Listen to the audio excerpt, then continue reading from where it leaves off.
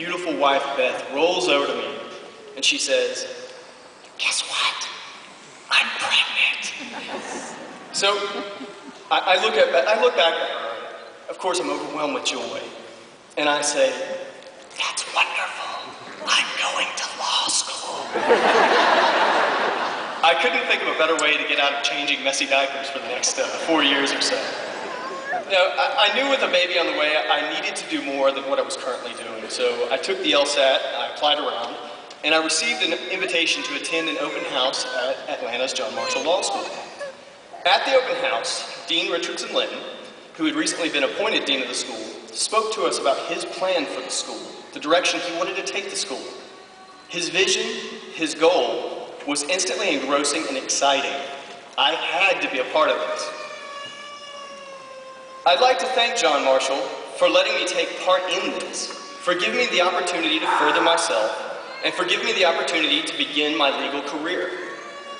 I'd also like to thank the outstanding faculty we've got here for all the hours you spent tirelessly slogging it out with us evening students. Your commitment to our education has been nothing short of sterling. Night or day, hour after hour, you guided us, molding our minds into razor-sharp instruments of legal reasoning.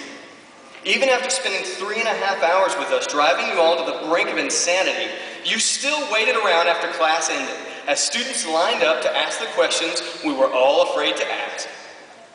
All the while, you were just determined to help us make sense of this dense material. I'd like to thank my fellow students for making this such a tremendous experience as well. Never have I seen a more unique group of individuals who all have such solid reasoning for their opinions. Sitting in class with you all and discussing cases was like sitting in a room full of 30-plus Supreme Court justices, all concurring for different reasons or dissenting for different reasons alike. I was always fascinated by what each and every one of you had to say, and this added an immeasurable value to the experience. Audrey Holliday, I'd especially like to thank you for being the voice of our class. When all of us were too scared to admit we didn't understand what the heck the professor was talking about, or that we weren't following along, sweet, shy, timid Audrey Holliday would politely tell the professor, "I've got no clue what y'all are talking about." And you could hear this collective sigh of relief, knowing you were not alone. Most importantly, I would like to thank my wonderful family. Without you, none of this would have been possible. Your support, your encouragement, and your continuous assistance has been invaluable, and I am forever in your debt. To my parents, thank you for teaching me a thing or two about the value of hard work. Mom, at one point you were working 3 jobs just to keep our house out of foreclosure. And thank you for not killing me whenever I drove a truck through the side of it whenever I was 14 years old.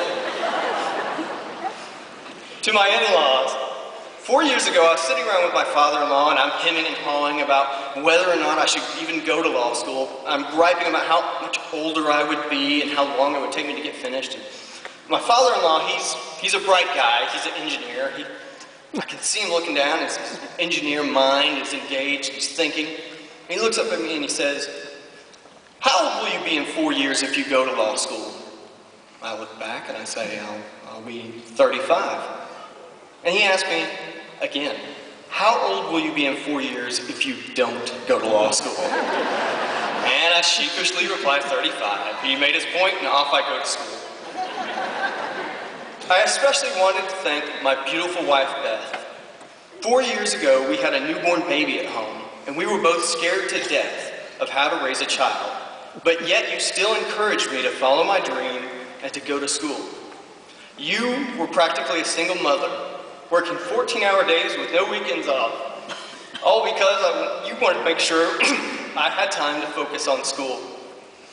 2 years into school, we welcomed another baby into the world, which meant twice the work for you. But you soldiered on, and you continued to provide unwavering support. You have been my rock through this journey, always encouraging me to keep an eye on the finish line. Always available for a late-night discussion, readily offering your key insight, which provided for critical counter-analysis and getting ready for exams or writing a brief. Any achievement I have accomplished is all because of you, Beth. Without you, I am nothing. We, class of 2012, will forever be ambassadors of John Marshall's Law School. Ambassadors of Atlanta's John Marshall Law School.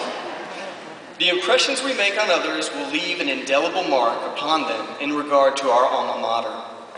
Let us seek to make these impressions reflective of the hard work, discipline, and commitment we have all shown over the past several years. Thank you.